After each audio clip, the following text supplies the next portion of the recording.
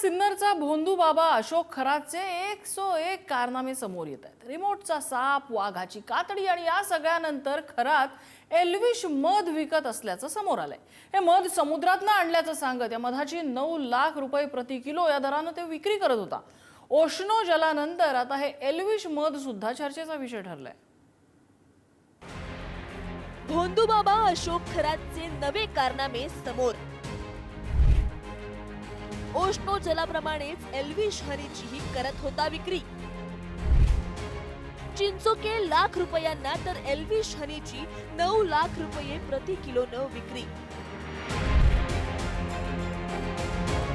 सिन्नरचा भोंदू बाबा कॅप्टन अशोक खरातच्या लैंगिक शोषणाची प्रकरणं समोर येत आहेत। त्यासोबतच त्याच्याकडे श्रद्धेने येणाऱ्या भाविकांची तो कशा प्रकारे फसवणूक करत होता याचे एकाहून एक सरस कारनामेही समोर येत आहेत। चिंचोक्यांची रत्न बनावट खडे लाखोंना विक्री करणाऱ्या खरात ओशनो जलाच्या आरोपांनाही चर्चेत आहे।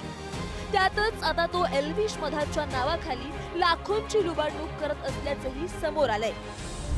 तुर्की मध कामोत्तेजक आणि शक्तिवर्धक म्हणून द्यायचा। या मधाला खरातनं एल्विश हनी असं नाव दिलं होतं। तुर्कीच्या समुद्रातील गुहांमधून हे मध आणल्याचा दावा। लैंगिक समस्यांवर प्रभावी उपाय म्हणून या मधाची विक्री। तुर्की मधाची किंमत 1 किलोसाठी 9 लाख रुपये। श्रीमंत उद्योजक आणि राजकारणी नेत्यांना या मधाची विक्री। या मधात औषधी गोळा मिसळून खरातकडून त्याची राजरोस विक्री होत होती। यातून येणारा काळा पैसा मंदिराच्या ट्रस्टच्या माध्यमातून पांढरा करण्यात येत होता। स्वयंघोषित कॅप्टन उर्फ अशोक खरात याच्या लुबाडणुकीचा पॅटर्न समोर आलेला आहे। सुरुवातीला चिंचोके ते स्वच्छ करून पॉलिश करून तो खडे म्हणून विकायचा आणि 1000 रुपयांपासून ते लाख रुपयांपर्यंत अनेकांना त्यानं विकल्याचा संशय आहे। आता दुसऱ्या बाजूला तुर्कीतलं मध आणतो असं सांगत त्यानं शक्तिवर्धक म्हणून ते अनेकांना विकलं आहे। तब्बल 1 किलो तो 9 लाख रुपयांना विकत असल्याची माहिती SITच्या तपासात समोर आलेली आहे। त्यामुळे खरात या विक्रीतून कोट्यवधी रुपयांची संपत्ती जमावल्याचा संशय आहे। कॅप्टन अशोक खरात त्याच्याकडे येणाऱ्यांची कशी फसवणूक करत होता याची यादी दिवसेंदिवस वाढतच जाताना दिसतेय। अंगारे, धुपारे, मंतरलेल्या पुड्यांचा वापर, अघोरी उपायांसाठी कोल्ह्याच्या अवयवांचा वापर, मृगाची कस्तुरीही वापरली जात होती।